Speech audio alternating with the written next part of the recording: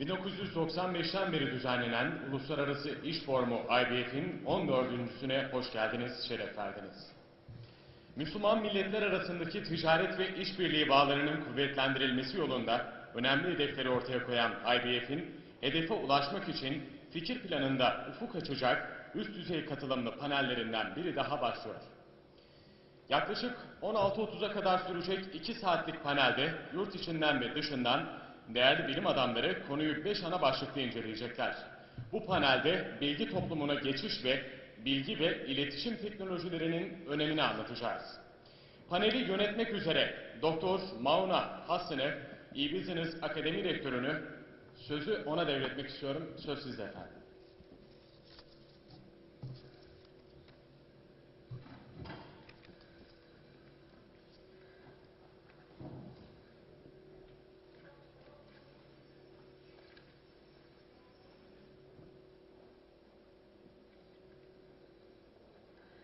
Thank you very much. Welcome to this session about the transformation of information society and the role of ICT. Actually, it's a very interesting session related to what we have seen from the decision makers in, this morning during the opening ceremony. But first, allow me to thank Mr. OZDEMIR and all the organizers of MUSIAD for this very interesting congress and forum, and for inviting me, for giving me this opportunity to be among these all prominent speakers and people, and to enhance cooperation with the MUSIAD as Arab Academy for E-Business. Actually, as we are late, we should start our presentation, and maybe at the end, if I have just a few minutes left, I can present our activities and how can we cooperate with the MUSIAD. Actually I noted from the session this morning about the importance of technology in the development of Islamic countries, that the main idea is how to cooperate, what would be the challenges and opportunities to move from consumers to producers of technology. I mean, this is the main issue that we have to discuss, and hopefully, Mr. Erdogan mentioned that we have really to go from this bilateral cooperation meetings into follow-up activities and to come with concrete conclusions. So for myself, I hope really at the end of the session that we come with conclusions, what would be the challenges and opportunities to enhance cooperation within Islamic countries and to move from consumers to producers. Of course, many ideas have been raised about raising education system, giving research and development innovation a high priority, and mainly creating infrastructure that allows to benefit from technology cooperation among Islamic countries. So the idea is really to create this environment for development for Islamic countries to move into producers. So as you can see from our prominent speakers, actually we have with us first Dr. Arwa al-AAMA, who is the Vice Mayor of IT Affairs for the city of Jeddah in Saudi Arabia. And Dr. Arwa will start with the challenges and recommendations for cooperation between Islamic countries with a focus on e-government, so for e-government application. And then we'll continue with His Excellency Dr. BOZKURT about the dominance of ICT in the business world. And Mr. BOZKURT, I think that you know him very well. The telecom sector is a must in each country for ICT-driven changes. The CEO of Turk Telekom. And we'll continue with the impact of ICT on the people's life and the social transformation driven by ICT changes. This presentation will be delivered by Mr. SCHAMMA, who is the Regional Director, Middle East for Intel Corporation in Dubai. We will continue with a very strong subject by the defense industry, the application of ICT technology and how to enhance actually this industry as an application of ICT changes by His Excellency, the Undersecretary of Defense Industry, Mr. Murad Bayer, and TALAL, we will conclude our very interesting session by Mr. Nazım OZDEMIR, His Excellency, as you know, is the Chief of Science and Technology Commission at MUSIAD. And Mr. OZDEMIR will talk about the importance of ICT with success stories, and especially a focus on HR and the training for the creation of technology rather than the usage of technology. So hope that you will enjoy the session with us. And should we start with Dr. Arwa, please? Bismillah ar-Rahman ar-Rahim. Thank you very much, Dr. Mouna, for presenting me. And I would like to thank MUSIAD and specifically Mr. Nazım OZDEMIR for inviting us to this session. I was requested to talk about the process of transformation into an information society and the e-government applications of the OIC countries. Please allow me to begin. Ladies and gentlemen, it's a great pleasure for me to be standing here before you today. I have flown from Saudi Arabia to share with you some of my thoughts on e-government and the benefits of collaboration between OIC countries. I must admit that this has been one of the most difficult speeches for me to prepare for. The reason is that I have been asked to speak about collaboration opportunities across borders, where this in itself is a challenge on a national level in countries around the world. The question of how OIC countries can work together makes my challenge at work seem so minute and insignificant, which obviously it is not. As I come from a technical background, where bits and numbers are components of my day-to-day vocabulary, and as my main job is to oversee and strategize IT for my municipality and for my city of Jeddah, I will use these two components as a sample for my discussion. Before I go about to answer the question of OIC collaboration, or at least recommend a wish list for that, I would like to tell you the story of our municipality, of our Ministry of Municipal and Rural Affairs as a tiny scale compared to OIC countries, or MOMRA for short.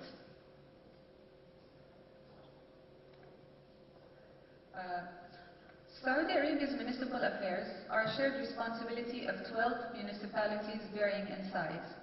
It is fair to say that 5 of them are considered larger than the rest. Each of these larger ones is also responsible for about 10 to 14 dispersed locations. Some of them reside hundreds of kilometers away from the headquarters. Each of these 12 municipalities also has its own budget. Having said that, managing and unifying activities and procedures among different municipalities and branches has been and remains a challenge, especially with the telecom companies not able to complete the needed infrastructure for better communication at the speed that has been wished for in distant locations. However, the vision of a new leadership, coupled by the magical E, short for electronic, has indeed enabled, to an extent, the dream to evolve into a wanted reality of service unification and improvement within each municipality and its branches. Yet, the challenge to unify services across municipalities remains incomplete.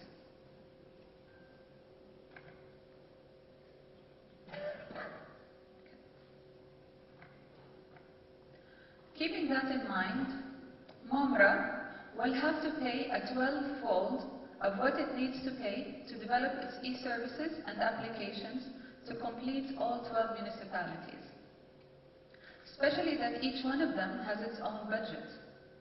So, if we assume that each municipality will require 20 million euros and 3 years of hard work to complete such tasks, and this probably will not even do anything, 12 million, then you can start to imagine it will require at least 240 million euro to complete the job for all 12 municipalities, and a huge waste in manpower and other resources to replicate the effort 12 times. So basically, each one of these municipalities is working on its own. Each one is building its own services, its own systems, its own HR, its own finance, its own everything. But basically they all are part of one ministry. Currently the ministry has realized the waste and is looking into unification of systems across its sub-organizations, where it plans to look into the municipalities which have led the way and where it will use their best models to implement and others lagging behind.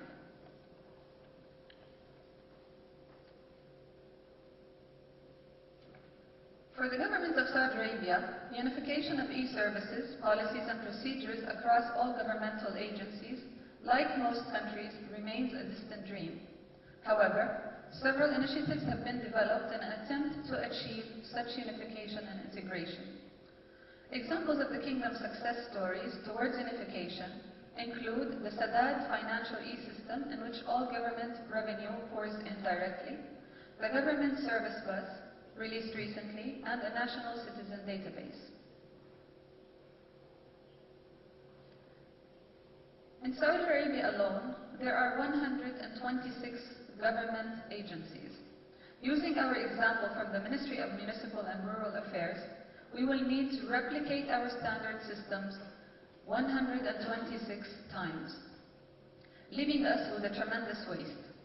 The waste we have just looked at does not take into consideration the waste in making use of the learning that takes place while developing these systems, nor other valuable aspects, such as developed policies and requirement documents, to name just a few.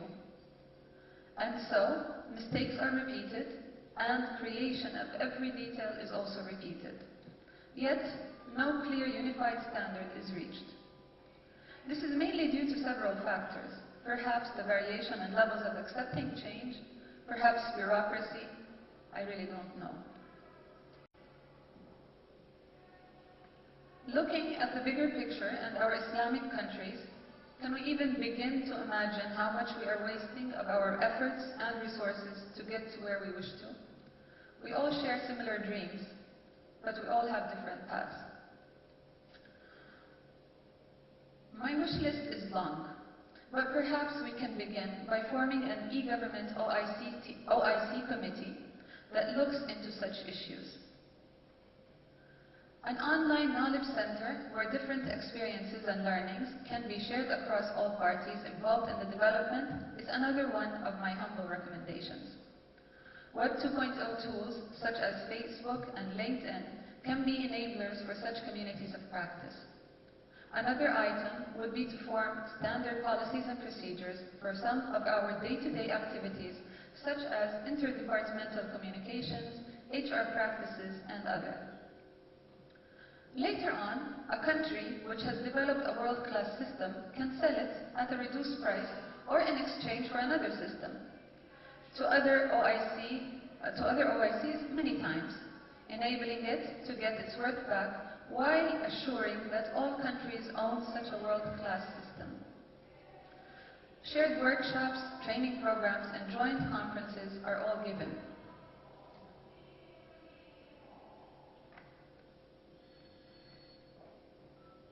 But perhaps our workshops become more hands-on and less idea sharing. Another very important addition to the list will be a unified database which may include trade and business-related information that may ease the movement of citizens across borders to conduct business in neighboring countries and may enable effective partnerships.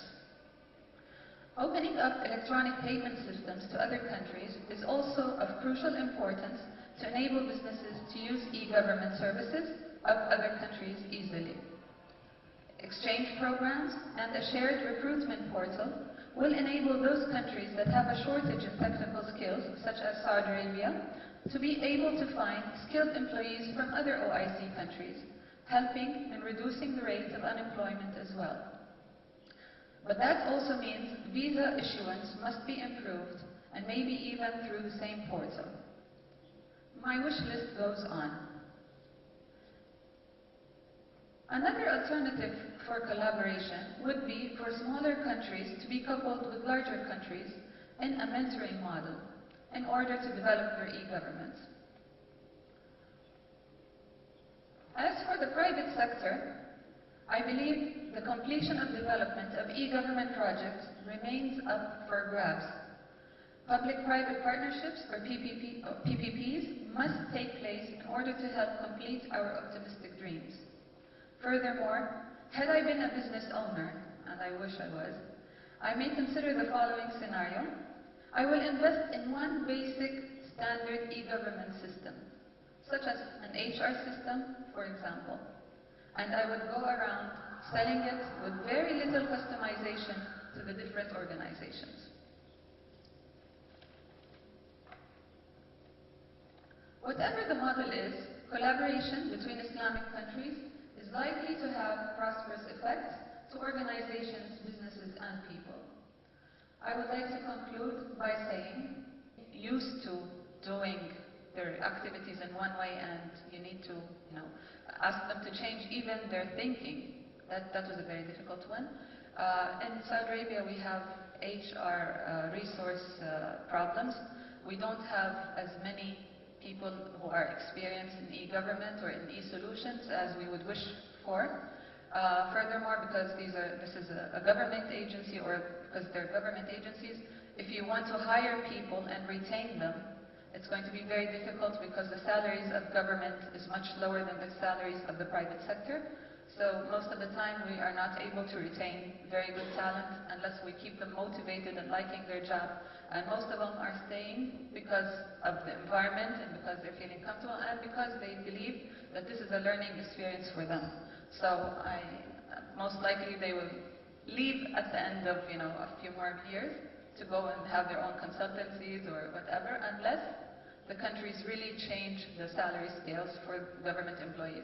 I believe that there's just one country that has government salaries that are very similar to the private sector, and that is Singapore across the world. So that's why I'm saying I think the challenges are very similar. And of course, e-government is new. It's only 9 years old. So everybody's learning from their mistakes. I think it's management by crisis most of the time, rather than we know what to do, we have the experience, and we're just going forward. Thank you, Dr. Arwa, for sharing this experience with us. And now we are moving to Mr. Gokhan BOZKURT, CEO of Turk Telekom. Please, Mr. BOZKURT. Thank you.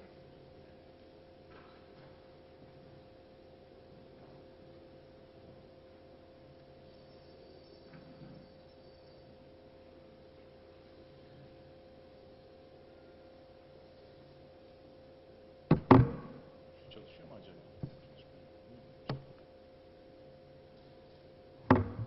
Şuna sesi verebilirler.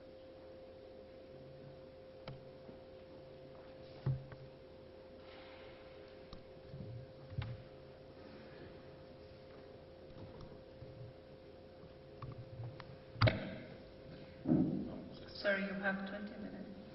After that, it's another grade of crisis. No, sorry.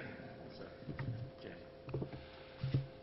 Evet, öncelikle bu konferansı düzenleyen MUSIAD'a, 14.'sü düzenlenen iş forumuna, bu forumun organizatörlerine ve bu oturumu düzenleyen Dr. Nazım Bey, Nazım Özdemir'e teşekkürlerimi sunuyorum. Hakikaten çok önemli bir konuya burada parmak basıyoruz. Ben konuşmamı kendi dilimde yapmayı tercih ettim. Aslında İngilizce olarak da hazırlanmıştım ama Türkiye'de Türkçe olarak seslenmeyi tercih ediyorum. Tabii iş forumu birçok birlikteliğe ve birçok güzelliğe ortam sağlayan bir forum. Şimdi bakıyorum tabii salonda dışarıdaki heyecanın çok azı bu salona aksetmiş. Çünkü dışarıda oldukça büyük bir heyecan var. Dünyanın birçok yerinden gelen ticaret insanları, üniversite camiasından insanlar, profesyoneller dışarıda konuşuyorlar, birbirleriyle istişare ediyorlar, hatta ticaret yapıyorlar. Tabii bu ticaret sadece dışarıda olmuyor. Aslında işte bizim de bugün konumuzda olduğu gibi dijital ortam ICT dediğimiz enformasyon teknolojisi aslında bu ticaretin yapılmasını bütün boyutlarıyla her gün, her sırada, her laptop başında, her desktop başında bunu sağlıyor. Yani ticaret sadece buralarda olmuyor. Aslında bu dünyanın dışında da insanlar oldukları yerlerde, oldukları mekanlarda çok yoğun bir şekilde ticaret yapıyorlar. Ben bugün konuda çok spesifik olarak bahsederken ICT Impact on Economic Growth dedik. Yani ekonomik büyümeye ICT'nin ne gibi bir etkisi var? Burada size bunu sunmaya çalışacağım. Kısaca çok vaktinizi almadan. Gördüğünüz gibi bir birey. Evet, birey bir zavallı bir şekilde yer almış orada her şeyin ortasında. Büyük bir böyle mecranın ortasında. Bir yandan devletti, belediyeydi, bir yandan iş dünyasıydı vesaireydi. İşte müşteri ihtiyaçları diyoruz. Müşteri de böyle zavallı bir adam orada duruyor. Bütün her şey ona konuşlanmış, ona doğru yönelmiş. İşte her zaman bir sosyal interaksiyon halinde, teknolojiyle, inovasyonla çevrilmiş. Bunun kalbinde yer alan bir adam. Biz ekonomistler deriz ki işte Robinson Crusoe, Robinson vardır. Assume that there is one person in the field, in the island. Şimdi her zaman öyle olmuyor. Tabii bunlar hep böyle birçok insan ortalıkta ve bunları biz teknolojiyle ve bu dünyayla sarmalamışız. Bir eski bankacı ve insan kaynaklar sektöründen gelen bir CEO olarak teknolojinin bu kadar çılgın bir şekilde dünyayı çepeçevre sarması beni de hayretler içerisinde bırakıyor ama ben bunu iliklerine kadar hisseden bir yöneticiyim. Bu piyasalar içerisinde de yer almış bir yöneticiyim. Tabii müşteri diyoruz. Müşteri ihtiyaçları her zaman teknoloji ve inovasyonun kalbinde yer alıyor. Hızlı değişen ve sayısız seçenek sunan dünyada müşteri ihtiyaçları tabii ki çok karmaşık bir halde, karmaşık bir düzende insanlara doğru geliyor. İnsanlar teknolojiye herhangi bir yerde, herhangi bir zamanda ulaşabilir olmak istiyorlar. Tabii eğleniyorlar. Eğlenirken bir yandan alışveriş yapıyorlar. Bir yandan kimlik bilgilerini dolduruyorlar. Zaman ve kaynakları daha verimli kullanmak istiyorlar. Aslında teknoloji dünyayı, yani bu soruyu da sormak çok provokatif bir soru olacak ama dünyada insanların işlerini kolaylaştırıyor mu, zorlaştırıyor mu? Bunu da zaman açısından baktığımızda bakmak. Çünkü aynı anda simultane birçok işle uğraşıyorsunuz. Birçok iş yapıyorsunuz ve kafanız darmadağınık oluyor. Ama tabii daha verimli ve daha çok şeylerle ilgilenmeye ve ihtiyaçlarınızı gidermeye başlıyorsunuz. Şirketler ve devletler de tabii insanlar, bireyler bir araya gelince ne oluyor? İşte devletler oluyor, şirketler oluyor. Bu ihtiyaçları da ICT çözümlerini kullanarak cevap veriyorlar. ICT şirketleri yeni marketlere ulaşma, orada yazanları ben tamamen tekrar etmek istemiyorum. Maliyetleri düşürme, yüksek kalitede servisler sunarak yeni yollar, yeni gelir yolları kazanma fırsatlarını sunuyor. Aynı şekilde ICT ülkelerde de vatandaşların hayat standartlarını yükseltme ve enerji maliyetlerini de giderme, daha da düşürmeye imkan veriyor. Evet, bu da çok güzel bir grafik, hoşuma gidiyor. Bu da dünyayı ele alıyor. Global divide, yani böyle bir dijital ayrım var dünyada. Dünya dijital ayrımı haritası da verilmiş burada. Bilgi teknolojilerine efektif bir şekilde ulaşan insanlarla bu bilgi teknolojilerine daha az efektif bir şekilde ulaşan insanlar arasındaki uçurumu gösteriyor bu slide. Bu dijital bir birey olmak için gerekli teknolojik yetkinlikleri ve fiziksel erişilebilirliği de kapsayan bir slide. Bunun sonucunda gelir, ırk, lokasyon bazında insanlar ve toplumsal gruplar arasında bir bilgi uçurumu doğuyor. Bakınız orada daha koyu olanlar bu bilgi uçurumunun daha yüksek olduğu, daha az olanlar ise, daha açık renkli olanlar ise daha az olduğu ortamları gösteriyor. Çünkü dijital uçurumla birlikte dünyanın ICT seviyelerine göre bir ayrım söz konusu. Özellikle mobil sektör olmak üzere bazı bölgelerdeki bu yüksek büyüme oranları dijital fırsatları herkese eşit sunmaya tabii ki yetmedi. Sonuç olarak gelişen ülkeler hem internet erişimi, hem 3G, hem yeni gelişen LTE sektörü, geniş bant ve yeni teknolojiler açısından geride kaldı. Tabii araştırmalar gösteriyor, bu slaytın aşağısında da görüyoruz. İslam ülkelerindeki ICT yatırımları ne yazık ki bu bir gerçek, Amerika, İngiltere, Avrupa bölgesine baktığımızda gibi ülkelerle bunlarla karşılaştırıldığında çok düşük durumda. Bununla birlikte araştırma sonuçlarımız gösteriyor ki ICT yatırımları ülkeler arasında lineer bir çizgi izlemiyor. Bu da dijital ayrımı doğrudan nitelikte bir şey.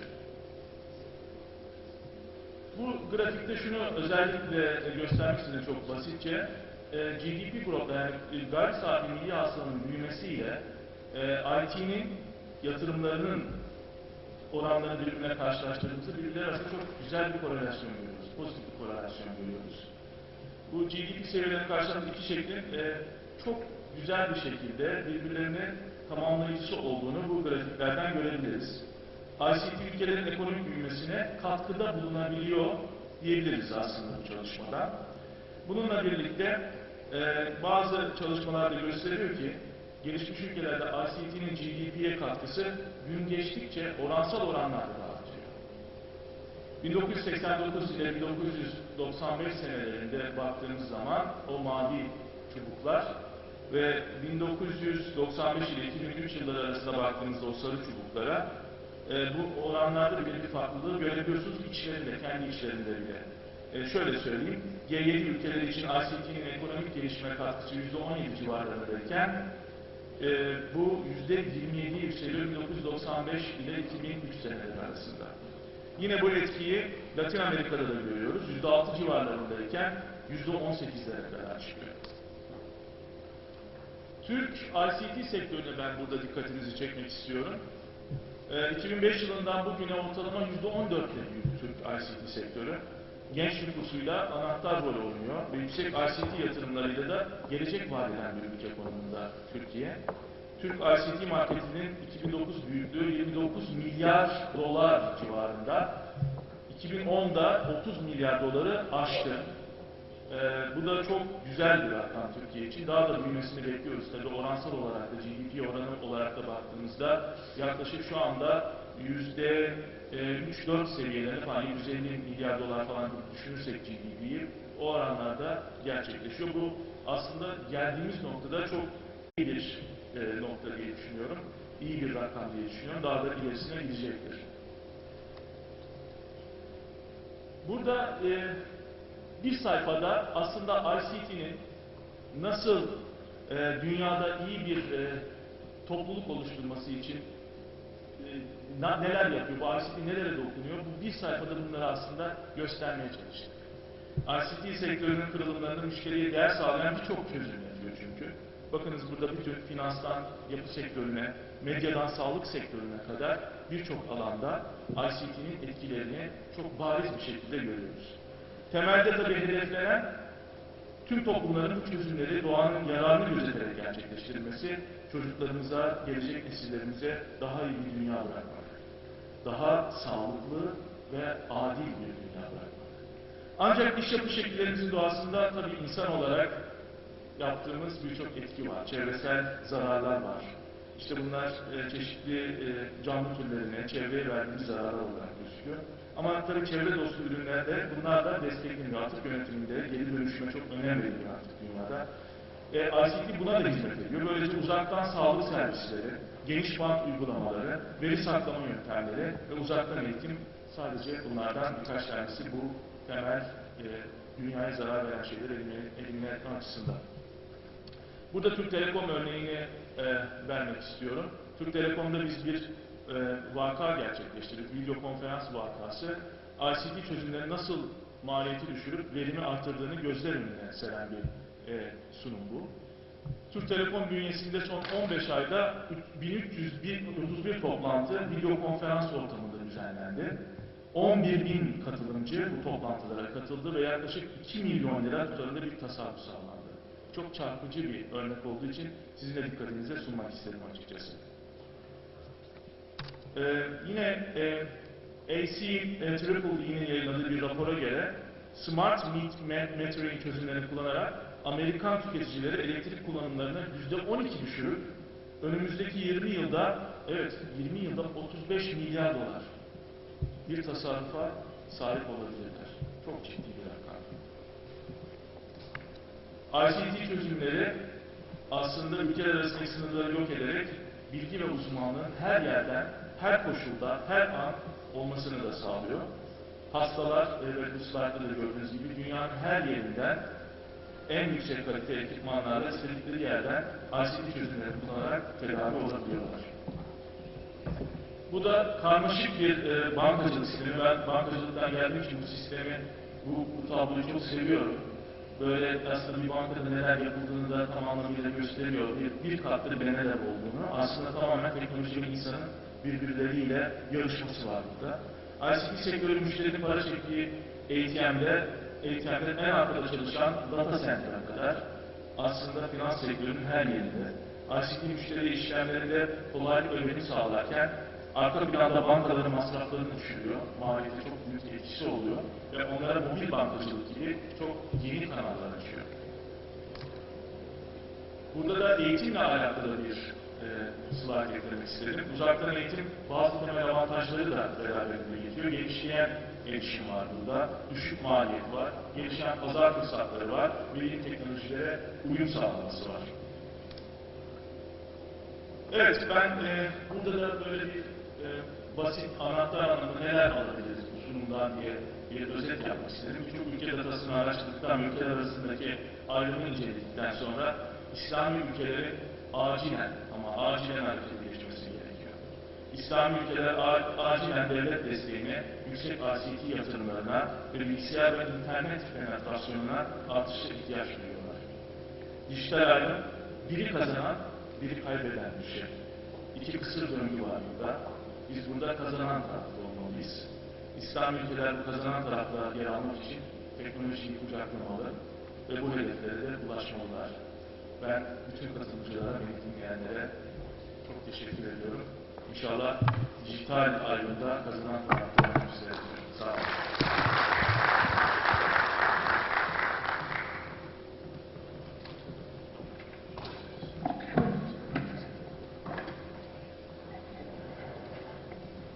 Thank you very much, Mr. BOZKURT, for this very interesting presentation. Actually, it reflects really the tremendous development that we see from the outside in Turkey for the development ICT through the last 10 years in the area of business, of government applications, and Turkey Telekom plays a major role in these changes. So I'm going to have one question of two from the floor, please. Yes, please.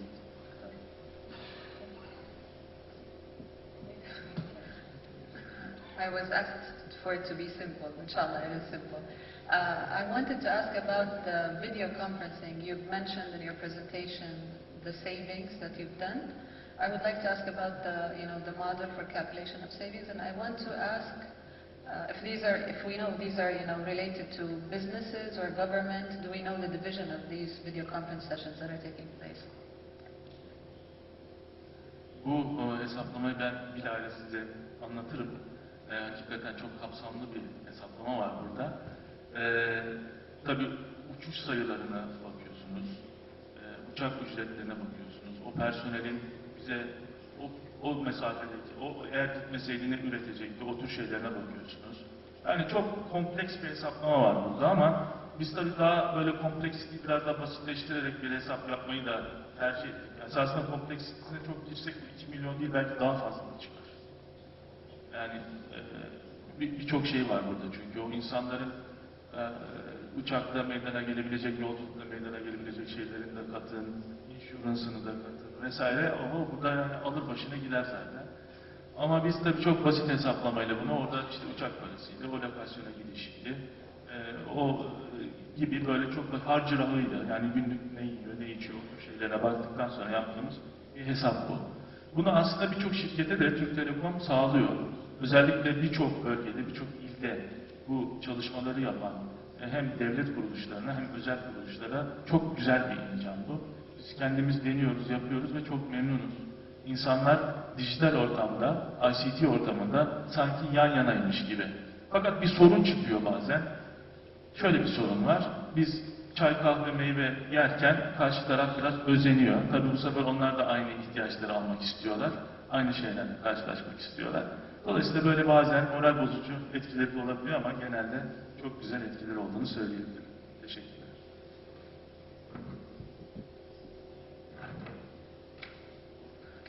Actually, I have two small questions. The first one concerning mobile applications. I mean, I'd like just to have an idea about mobile applications. You mentioned e-banking, for example, for the e-payment or other applications developed in this country.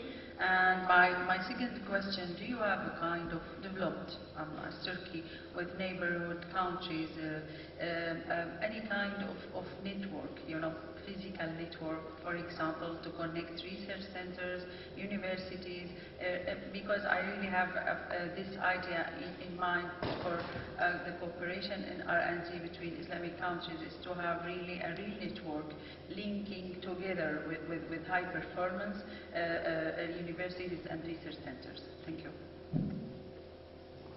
Soruyu sorduğunuz için özellikle çok teşekkür ediyorum. Bu çünkü hem de İslam ülkelerinin birbirleri arasındaki bağlantıyı vermenin ötesinde güzel de bir ticaret imkanı sunuyor. Hem de bilgilerin paylaşılmasını sağlıyor. Biz Türk Telekom olarak, Türkiye'nin en öncü kuruluşu olarak altyapısıyla çok önemli bir yere sahibiz. Avrupa'nın 5. büyük operatörü, dünyanın da 13. büyük operatörüyüz. Çok önemli fiberoptik kanallarımız, kablolarımız Suriye üzerinden de geçiyor. Ben geçenlerde yaptığımız bir proje özellikle bu vesileyle söylemek isterim ki dijital İpek yolunu gerçekleştirdik. Jeddah diye bir İpek yolu var, dijital İpek yolu diyoruz biz ona. Jeddah diye bir linkle baş harfleri Jeddah, Amman, Damaskus ve İstanbul. Yani bu 4 ülkeyi, 4 tane şehri ve 4 tane ülkenin de çok yüksek katılımıyla gerçekleştirilen bir projeydi bu. Bir dijital İpek yolu gerçekleştirdik.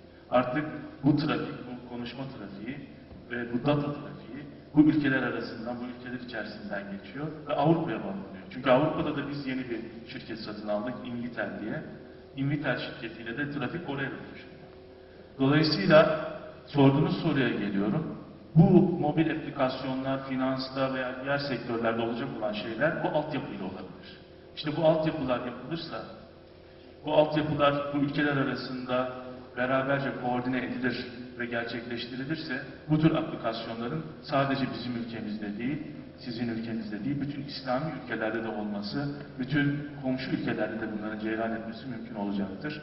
Tabii iş kooperasyona bakıyor, bütçeye bakıyor ve bu işe emek harcayacak insan kaynağına bakıyor. Teşekkür ederim.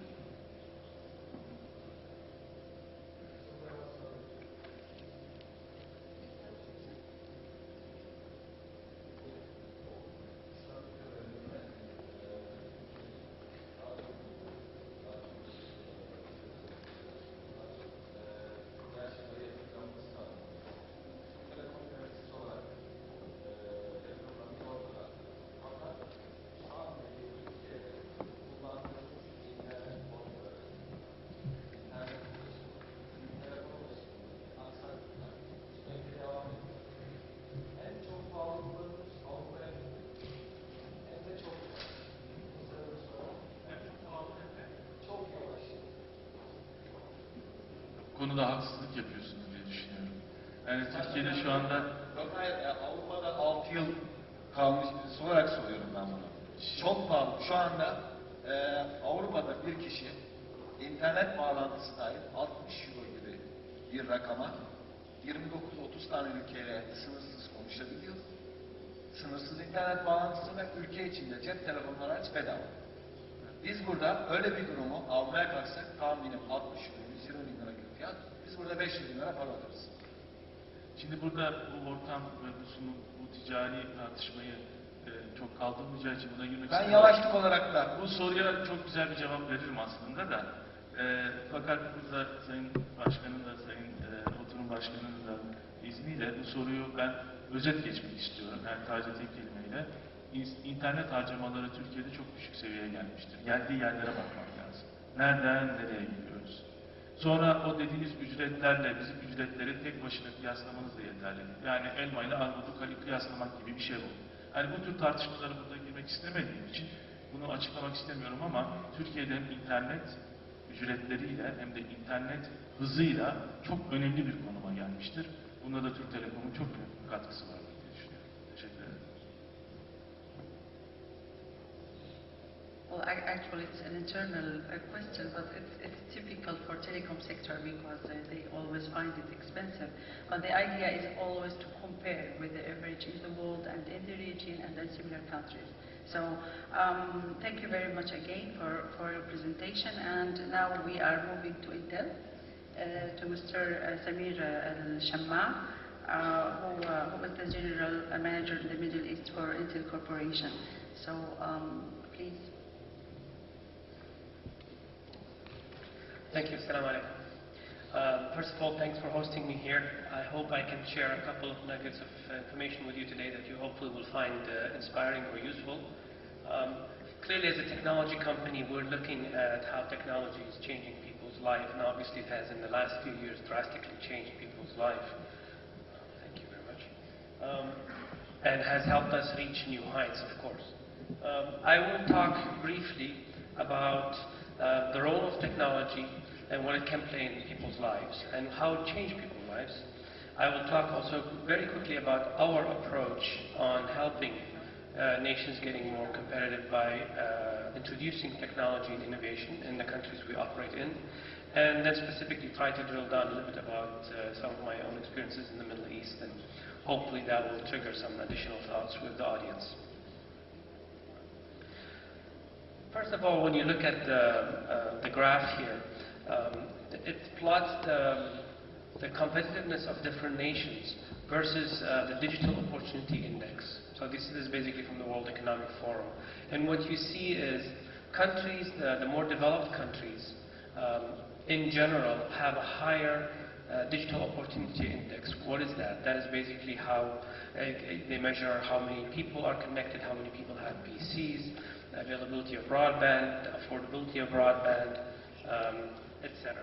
So all these factors contribute into having an index that gets calculated. The higher, the better. And what you see is the developed nations clearly have provided more digital opportunity to their citizens, which in return results in them being more competitive, and then results in, again, their citizens benefiting out of that financially as well. So it's something where you're looking at most of the emerging markets which we are part of, we're still lagging and we still have ways to go in terms of investment.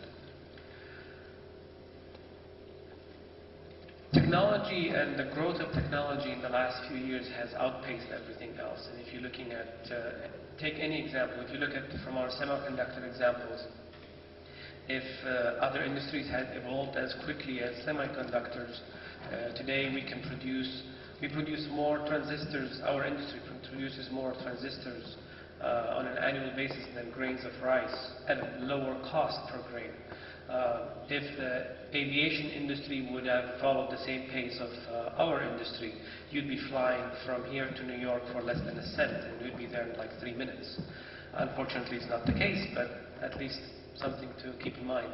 So the point here is that the rapid growth in the computing devices has spiraled in the last few years, and when you start looking at the smartphones and the handheld devices that came on recently, we're well over 1 billion connected devices, and we're looking at tenfold of that in the next few years. A lot of it is driven by consumers getting access to technologies, telecoms making the technology affordable, and governments making the technology also affordable to their citizens, whether it's a PC, a notebook, a smartphone, you name it. There's a plethora of devices out there. And that also contributed to consumers being connected.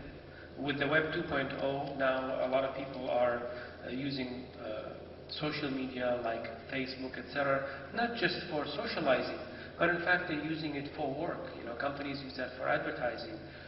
Students use it for learning and communicating with their friends about the homework, etc.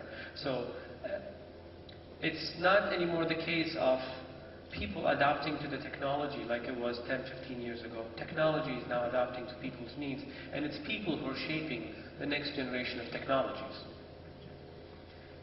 And several examples of that when you're looking in the consumer space where experiences with new media, you know, as you can see in the top picture there, people used to use desktops, but that of course evolved into handheld devices, smart TVs, devices for communication, in-car entertainment. Again, all of those are examples where the technology is adapting to our lifestyle. I remember only a few years ago I had a very loud PC in my living room, which obviously wasn't going well with the wife. But then, you know, a few years later you have a smart TV that looks like a TV, but in fact now it's an actually full-fledged PC, actually more powerful than PCs a few years ago. So this is an example of technology, how they adjusted to us. When you're looking at devices such as the iPad and all those handheld computers, again, it's technology adjusting to the fact that we want to be connected. We want data anytime, anywhere. If you're talking about data from the dawn of humanity till the year 2003, if you look at all the data all the content that was created, it's at approximately 5 exabytes. I was going to quiz you on what is an exabyte, but let me just save you the time. It's basically a billion. Now, interestingly enough, from 2003 till today, 5 extra billion exabytes were generated by people on the internet. And today, now you're seeing on the internet every other day, approximately 1 exabyte of data is being carried back and forth. So the pace that this thing is moving is much faster than anybody anticipates. And what I see, and I want to touch on that quickly because we're talking about innovation here, what I see a lot of the governments and a lot of the educational institutes doing is they're trying to educate their students on what is hot today, when in fact, by the time those students graduate, this will all be outdated. You know, how many people are working today at Google, and how many of those people, or Apple, and those companies, and do you think they learned that stuff that they're implementing in Google in school? The reality is no, right? That's basically, it just evolved, and they were smart enough, some of those people were educated to be able to adapt and mold technology to the way they need. And that's what you need to make sure that your citizens have. And it also improves the quality of life. My colleague here talked about improvements in healthcare. Obviously, the cost of healthcare can be significantly reduced if the medical treatment could be shifted from the hospital to the home. With technology, we are able to do that, right? When you measure your blood pressure, if the device is connected to the internet, your doctor gets that information on the spot. You don't even have to go visit the doctor. You don't have to even pick up the phone and call them. And that's a significant change from the past, and reducing the cost of healthcare worldwide. When you look at the similar examples in terms of the way people communicate and collaborate, same thing. And finally, I think education was one of the industries that probably has benefited the most, and actually needed to benefit the most out of the implementation of ICT. By introducing technology into the classrooms, and by the way, we're the first to say computers are not the magic in the classroom, it is the teachers. So ultimately it is the teachers. Unfortunately, what we see also around emerging markets is teachers are still teaching the way we were taught 30 years ago. And as a matter of fact, I'm pretty sure if you bring in, I've heard that recently, if you bring in a teacher from the early 19th century, bring him to the classroom, they'll feel very comfortable because the reality, not much has changed. But this is exactly the area which needs the change, because it's the future generation of entrepreneurs and innovators that we need to make sure that they learn ICT skills like they know math and writing and reading. They need to be able to be very articulate in ICT. Most of those kids today have Facebook at home, or they have social media at home, and they have all kinds of access to the internet. And they come to the classroom where there's no PC, there's still one guy lecturing them, and it just is a very boring experience.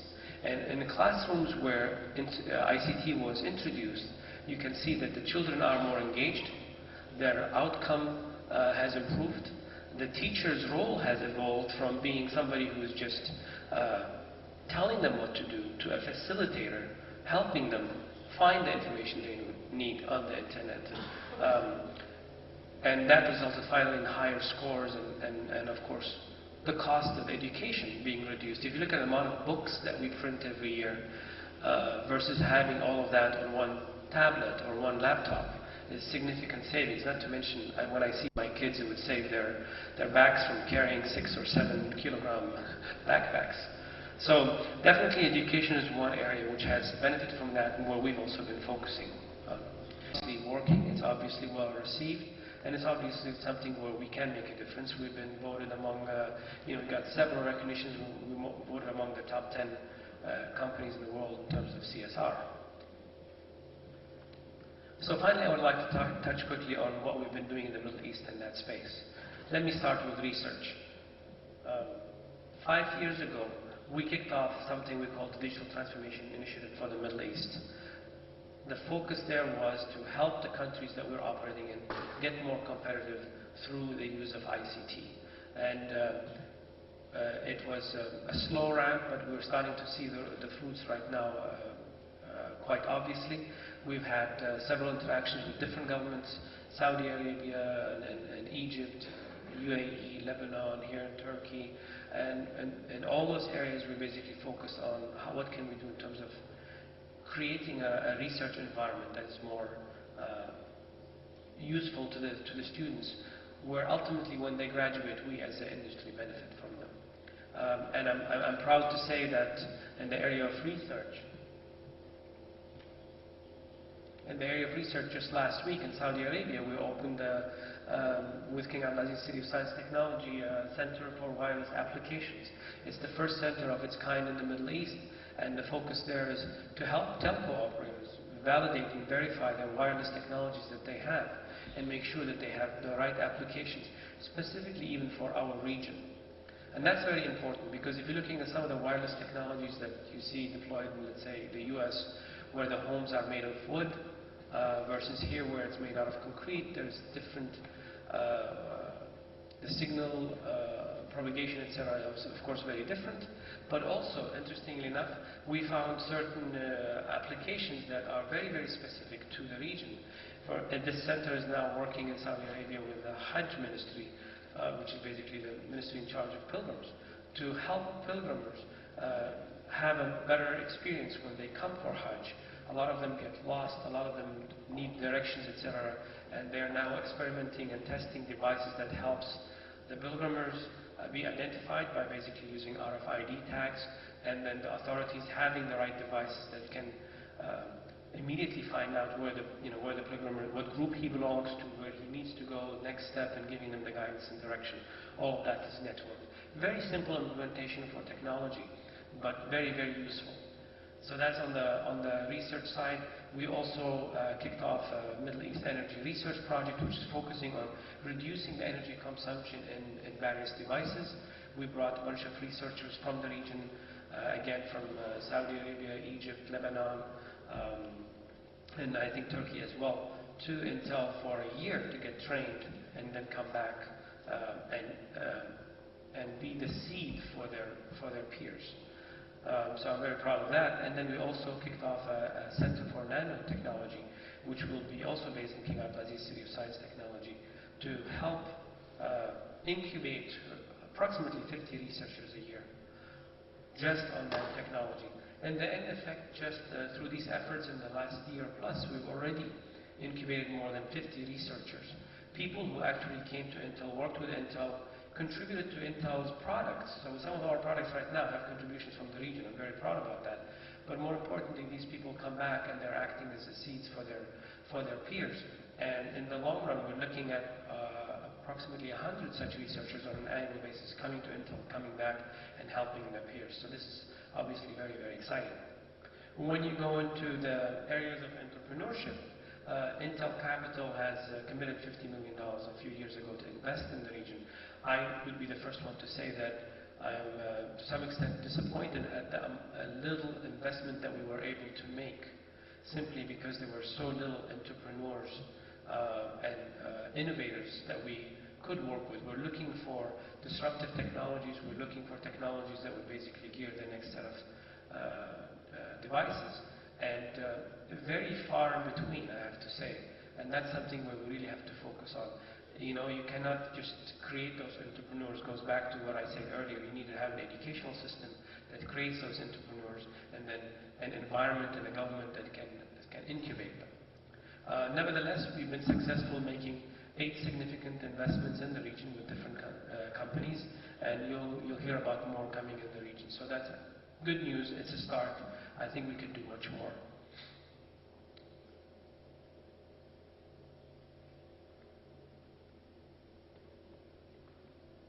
I'm pressing the wrong button.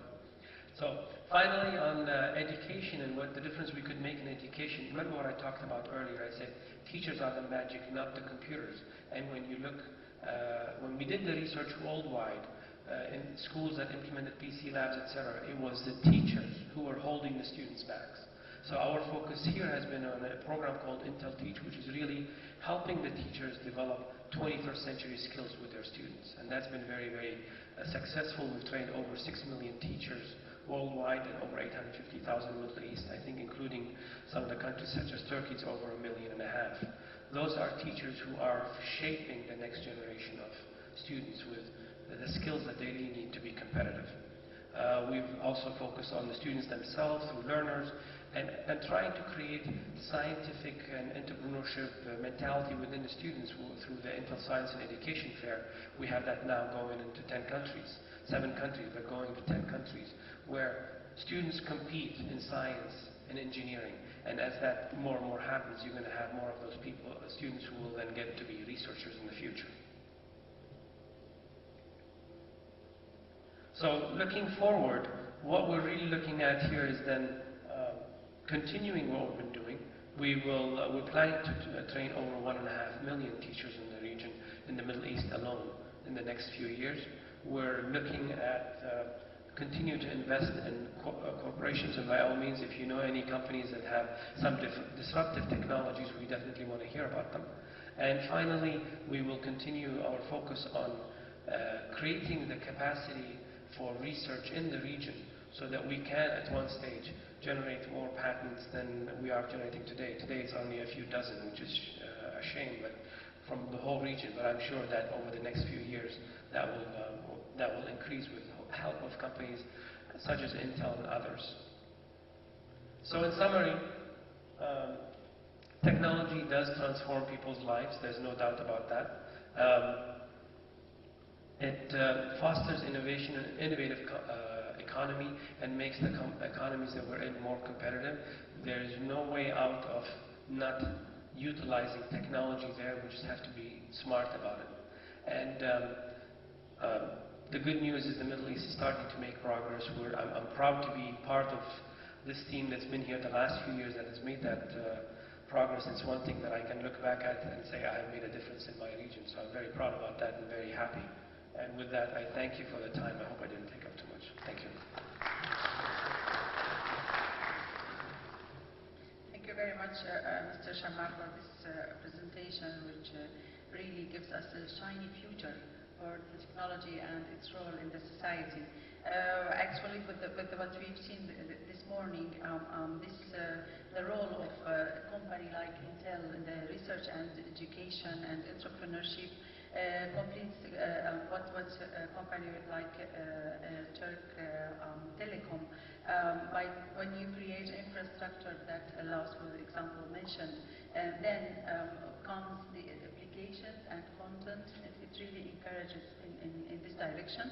So I think it's the examples you provided about the Center of Excellence in research and how to enhance educational system are very, very important and can be really used as models for real concrete cooperation down earth between Islamic countries.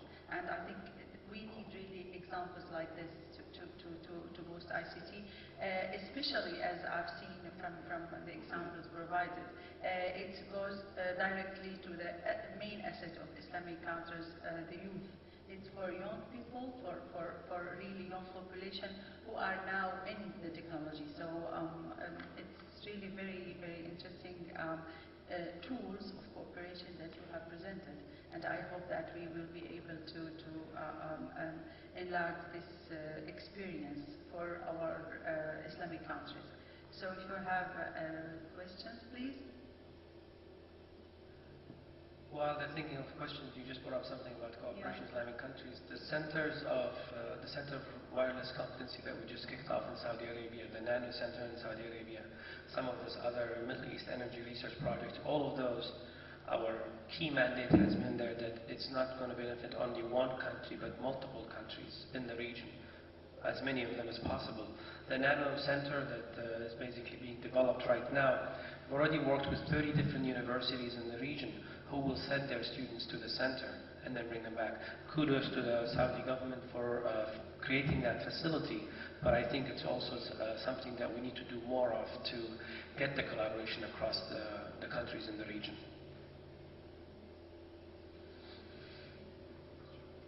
Yes, please.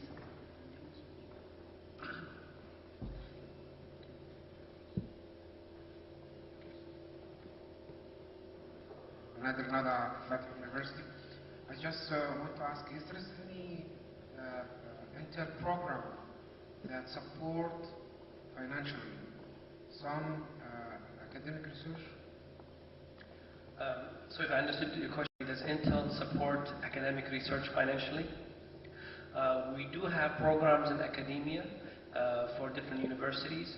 I have to be honest that most of those have been mainly in the US and Europe, but we're working with local universities to create those projects. Now again, a couple of those projects I mentioned, the Center of Nanotechnology for the region actually includes funding for research to be conducted at the universities once those students go back to the universities.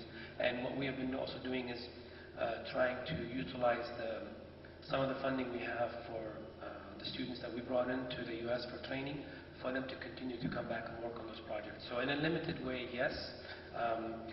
We have a global program. Like any other global program that works with the academia, you're looking for the pool of engineers and experiences that you can then tap into. And at this stage, we're still in the infancy stage in the Middle East, but I'm very, very hopeful that over the next 3 to 5 years, we'll be just as advanced. How Fatih University could be part of this program? Sorry, I couldn't hear the question. How Fatih University could be part or participate in such a program? How can they participate?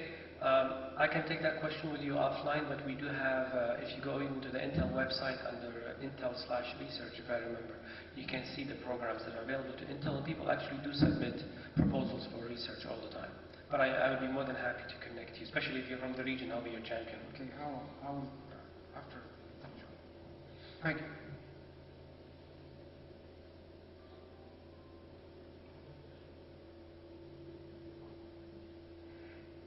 Hello. In one of the slides you mentioned about creating digital contents. What all opportunities are there for entrepreneurs to venture into creation of e-contents or like digital contents, e-learning sort of solutions? Sorry, I didn't hear the first part of the question about e-learning solution. What about e-learning solutions? You made a mention of opportunities for entrepreneurs and creating digital contents in one of your slides. So what all opportunities are there for entrepreneurs to do creation of digital contents or like e-learning? Do you have any? Intel works with about 300 companies worldwide in the space of e-learning. So we have different partners in different countries. As you can imagine, the learning solutions are very local in nature, and hence we work with different players in their own markets. We definitely believe that the whole solution requires, again, teachers to be educated on technology, know how to use it, requires to have PCs in the classrooms for the students, ideally one PC for every student, so they don't have to necessarily fight for it. And finally, also the software solution, whether it's the learning management system or the e-learning systems to go with that. And actually, we've seen some really creative solutions from within our region. So yes, absolutely, that's something that is needed. Thank you very much, Mr. Shamma, again. And now we are moving to an application of ICT in the defense industry. Mr. Murad Bayer, Undersecretary for Defense Industry, will take the floor for 20 minutes. Thank you.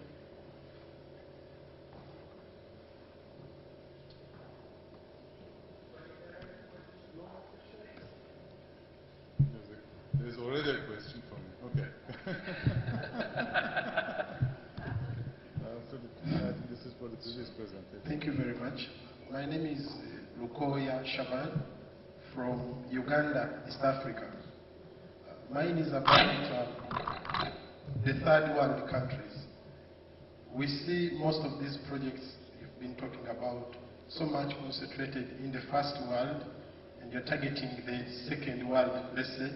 But do you have specialized products for, or projects for the third world? Because it seems to be left out. And yet, I'm speaking in this perspective of African continent. Majority of the countries in Africa are part of the OIC. Do you have special projects for the third world, the least developed? Because they seem to be left out of this advancement in technology. Thank you very much. I'll keep it very short, my apologies. We do have a program called the Intel World Ahead program, which really focuses on, again, providing or helping getting ICT deployed in different countries.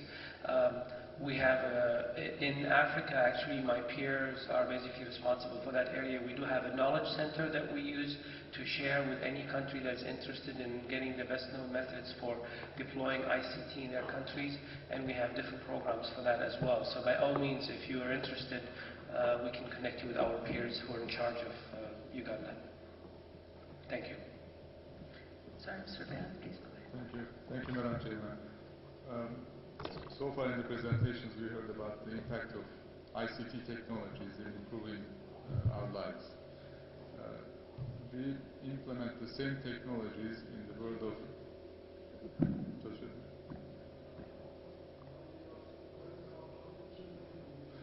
exactly. So now I will be talking about how we use the same technologies in the military world. And I will give you an example before I start. You've seen in the hallways some unmanned air vehicles built by Turkish companies. This is a new phenomenon in the military equipment world, use of UAVs for military operations. This is not more than a remotely controlled aircraft, in fact, and we had these for a long time. But the big change over the last maybe 10 years is because of the major transformation in the ICT technologies for the UAVs. The first one is the development of the high-speed data links between the aircraft and ground systems. So you can be transmitting high-volume video data to the ground real-time. This was made possible by the high-speed data links. Second, the use of real-time software or real-time image analysis. This is also made possible by the development of the ICT technologies. Third, distribution of this information through networks on the ground to the military operators that need this data. All of these are made possible by the use of ICT technologies. And in the past, we used to say defense technology leads the way for the technological development, but specifically in the area of communications, we can say today the civilian technologies are actually leading the way, and the military world is implementing them in the military solutions. So this is just as an introduction. This is my presentation. It's a long one, so I will pass through it quickly in some sections. So if you could bear with me. At the beginning, I would like to talk about myself, what I do in the Turkish government. My responsibility is twofold as the Undersecretary. One is procurement of defense equipment for our armed forces. And the second one is developing the Turkish defense industry. So these are my two responsibilities as the Undersecretary in Turkish Defense Ministry. And how we do this, we start with the Turkish Armed Forces requirements, which are represented on the top. We are the procurement and project management agencies. We don't actually develop these products ourselves, but we work with the industry to develop these products and deliver them to the armed forces. So this is the model. And if you look at our history, of course, in the early days we used to buy these equipment for our military. Then we started using a model which we call co-production. It's basically a licensed production model. And today,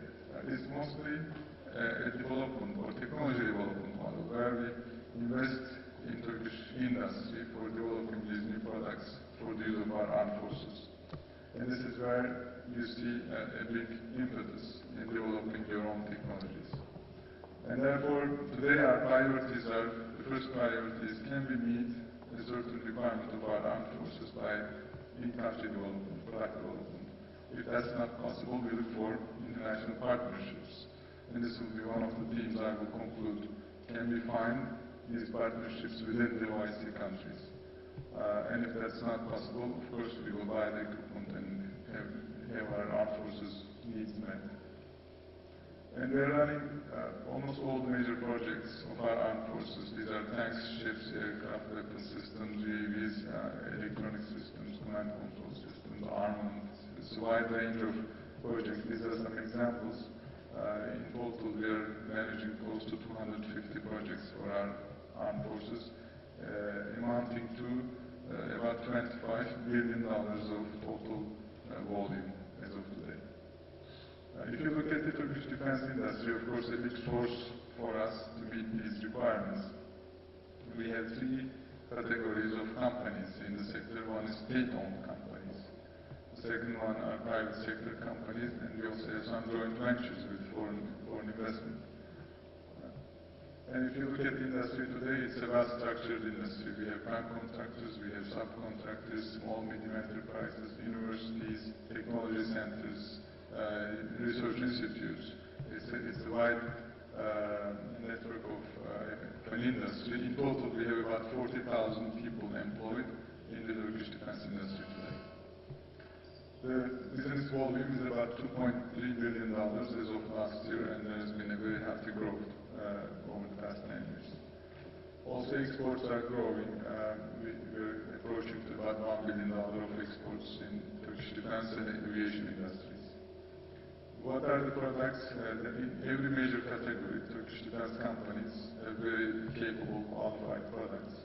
And these are all meeting NATO standards, as Turkish Army is a NATO member country's army. Therefore, all of our products are meeting NATO standards. So in land platforms, wheeled and tactical tracked vehicles, naval platforms, Turkish shipyard building industry is very strong, both for commercial and military applications. Larger platforms, command control systems for the navies. Again, this is a very important ICT type application in defense. Aircraft modernization and UAVs. Two of these UAVs are actually in the hallways. You can see them. One is this one, what we call a mini UAV. It's hand-launched for use for the unit in the field. Tactical UAVs, these have around 10 hours of endurance, and this is the one you see in the hallway. And there is a larger UAV, which is the one on top left, and that one is a 24-hour endurance large aircraft. It has 17-meter wingspan. It's in the category of Predator UAV of the US. And these are all in production as of time being. Aircraft projects in electronic systems, specifically in communications and sensors, our industry is very strong. In military communications, we have digital radios in production for Turkish Armed Forces. These are what we call software-defined radios, which actually generate the waveform of communication through software programming. We have sensors, night and day sensors, targeting pods, radars, full motion simulators for pilot training. These are used to train the pilots as if they are in actual flight. And we are developing them for helicopters, for aircraft, for jet and propeller aircraft, all kinds of aircraft. Weapons, guided weapons. So this is a list of major categories where our industry producing these products.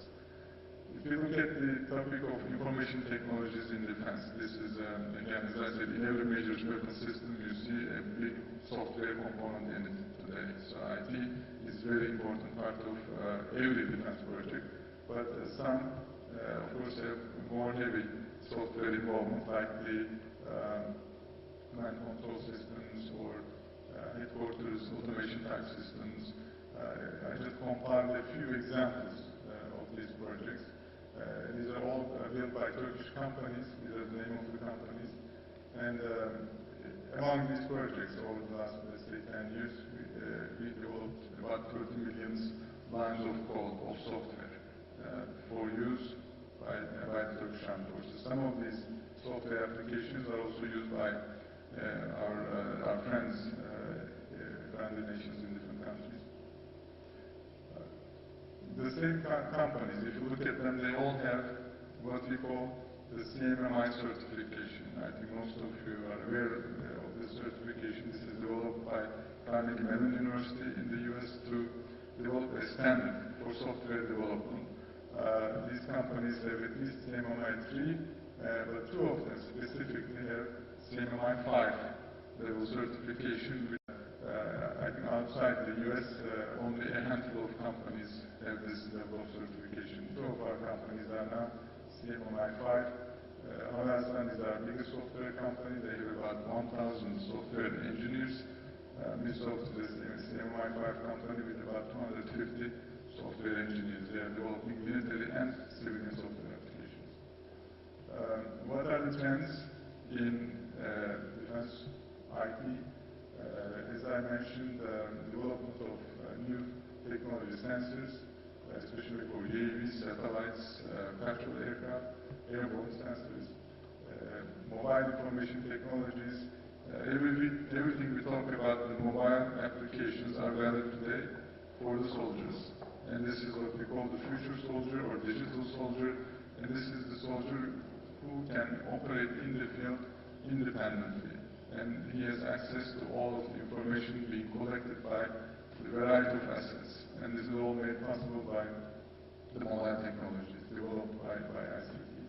Data links, as I mentioned, very important for sharing this information.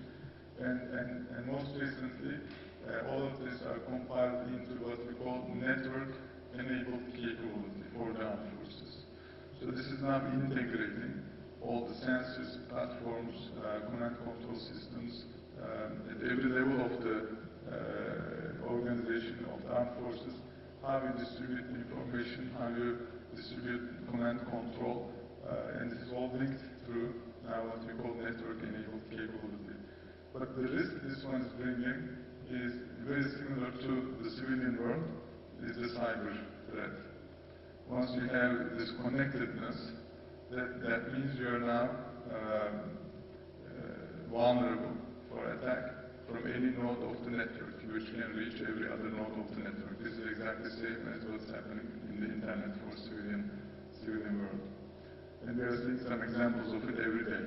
I'm sure you heard about this latest virus impacting this Siemens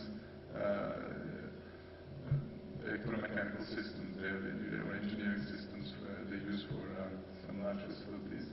I'm sure you read about that. And there are constantly new developments in this area. I spoke about the network-enabled capability. This is, as I said, the new concept of putting all of this together. This is the counterpart to civilian internet. Although internet was born as a defense project originally, this is the ARPANET of DARPA. But today, NBC is the military word for the internet. And cyber warfare, I spoke about that. In terms of R&D and technology development, we have big investments. I'll give some figures about overall Turkish investments in R&D. These are not only for defense, but if you look at the past 10 years, our R&D spending is up about threefold. As a percentage of GDP, it's also up about twofold.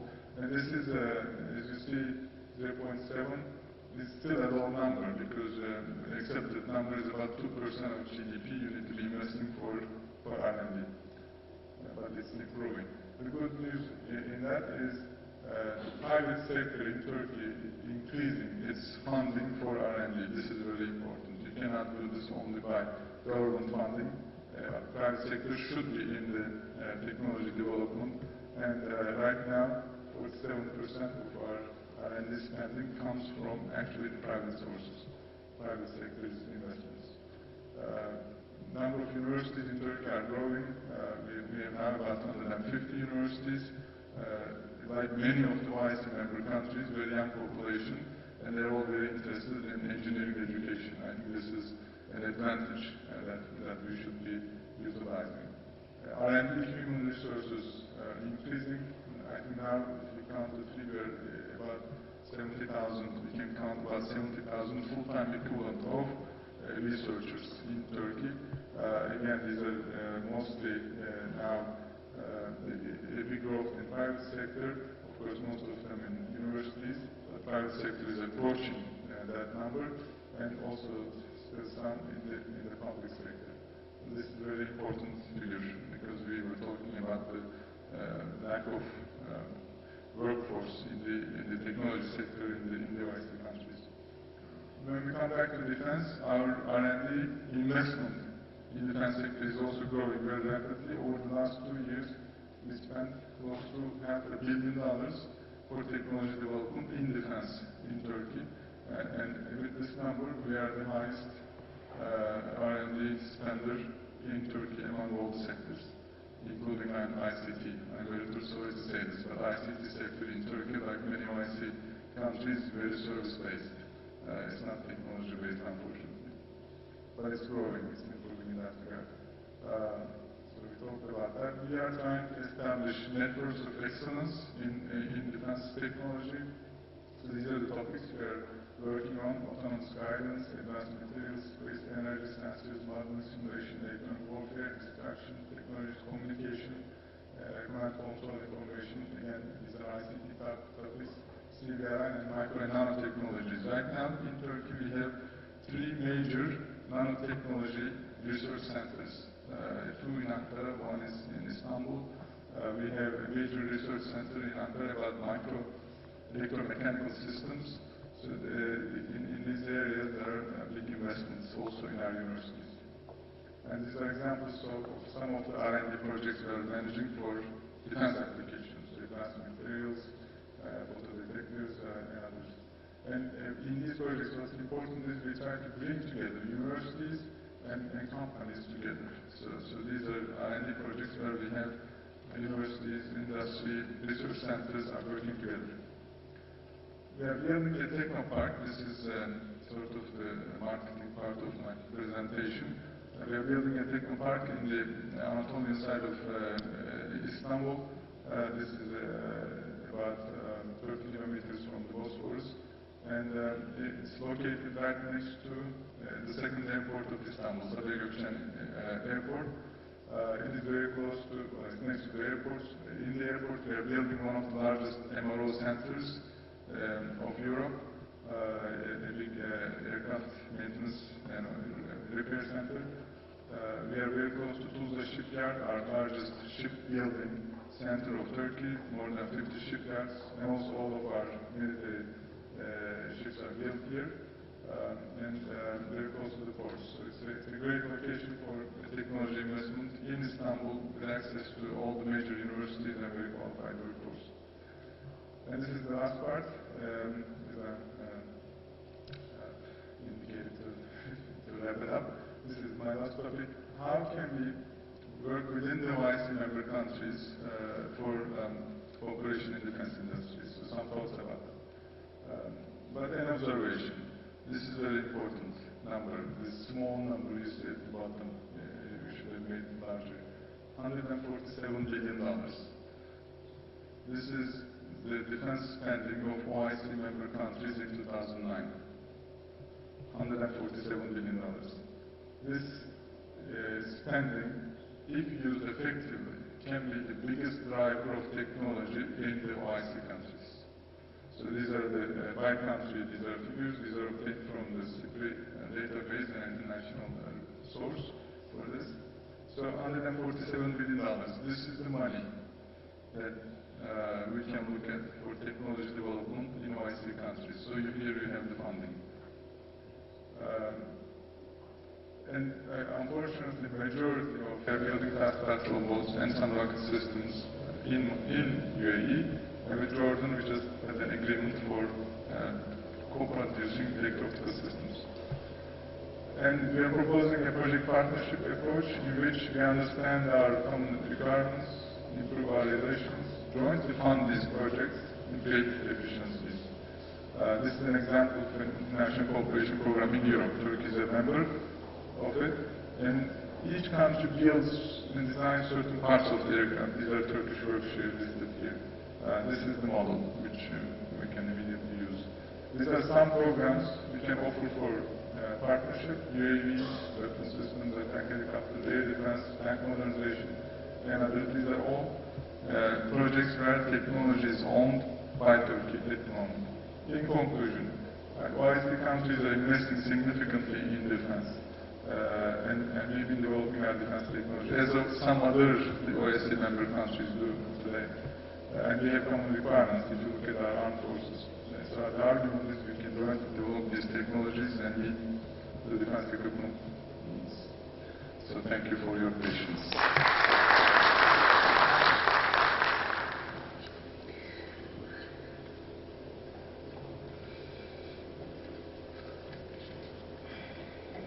Thank you, Excellency, for taking only 5 minutes plus, because I cannot stop the army talking. Thank you. You cannot stop, you know? Okay, thank you for this interesting application. Actually, we know that ICT technology is a must for the army today. So this is a very an excellent example of application of turning from consumer to producer of technology in Jeddah, and also for the cooperation in the research and development between industry and universities, and also between Islamic countries. I open the floor for questions. Yes, please.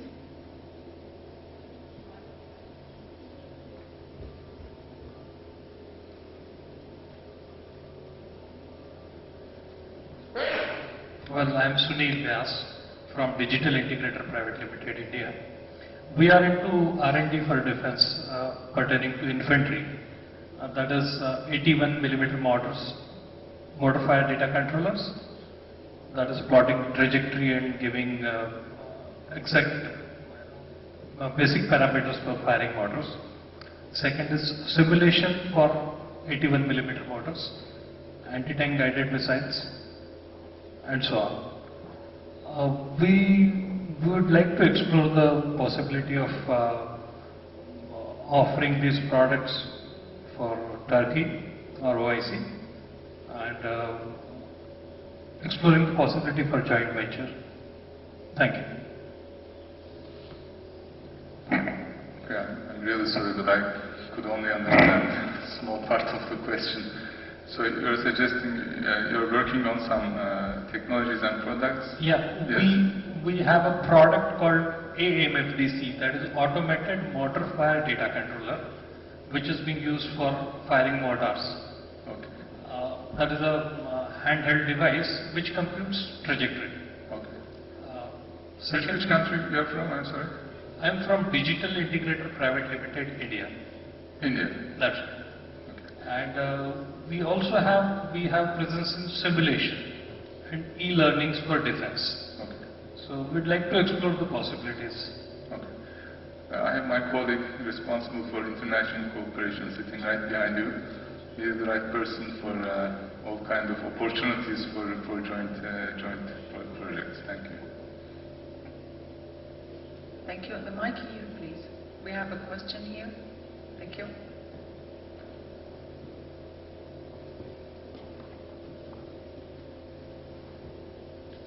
Sadece Türk ordusu gündeme geldiğinde daha çok tabii insan gücü olarak gündeme geliyor. İşte NATO'nun en büyük ordusu diye. Özellikle bilgi teknoloji ve diğer teknolojileri de yoğun olarak kullanarak, yani emek yoğun değil ve teknoloji yoğun bir sektör haline getirebiliriz. Teşekkürler. Teşekkürler. Tabii bu sürekli bir çaba.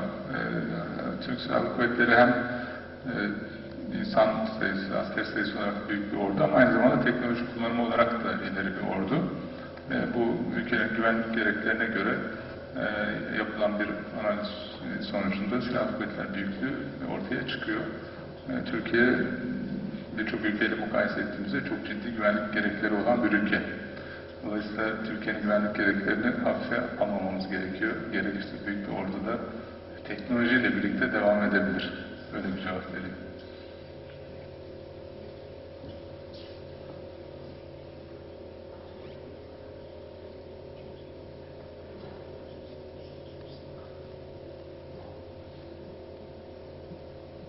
Okay. Any more questions?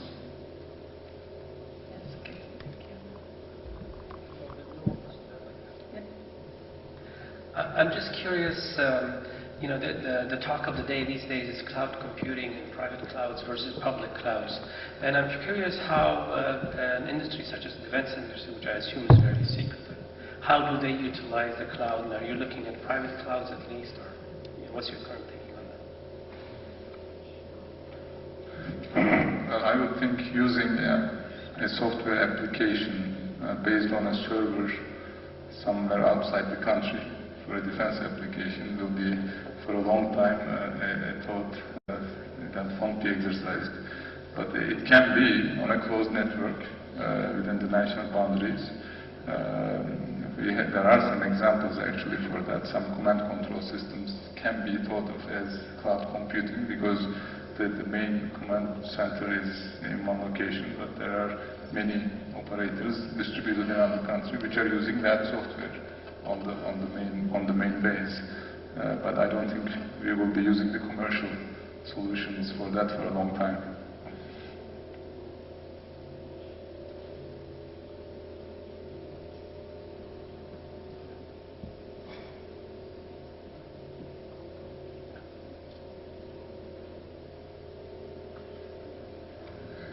Thank you very much. We will finish this session with Mr. Nazım OZDEMIR, who is going to talk about the strategic importance of ICT.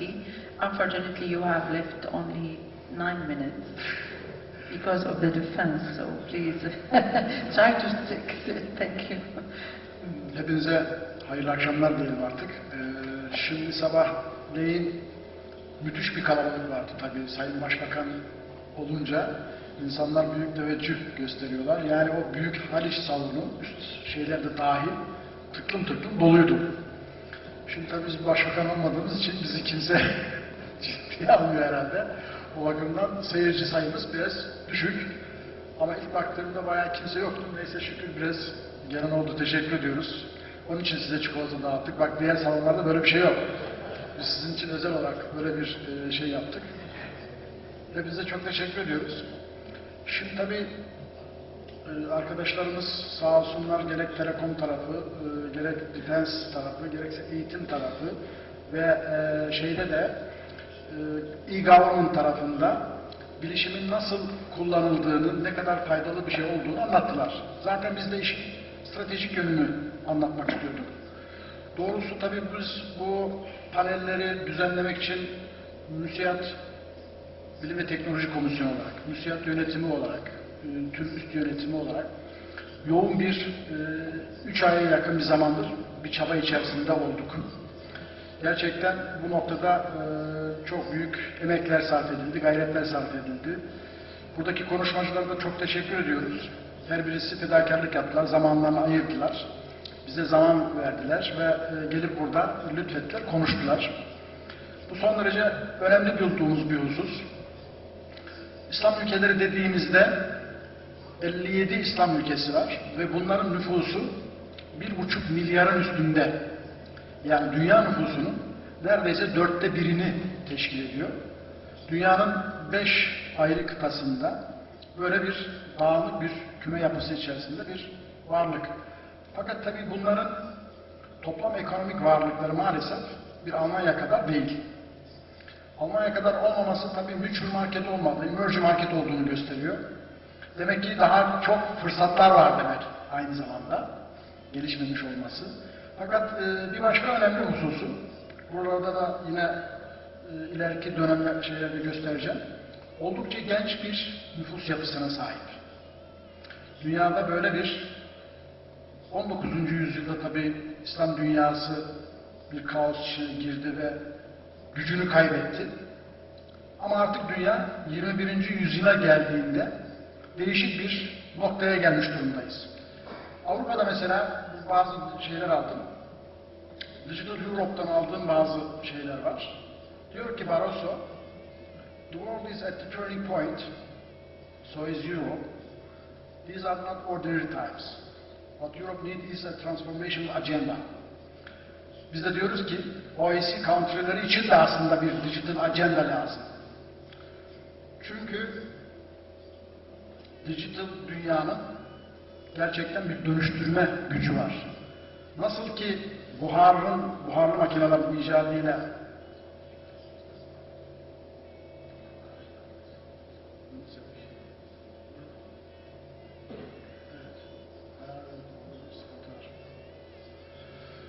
buraya kim ayarlıyor?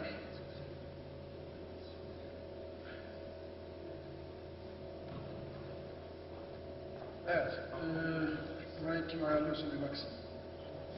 18. yüzyılda ICT problem.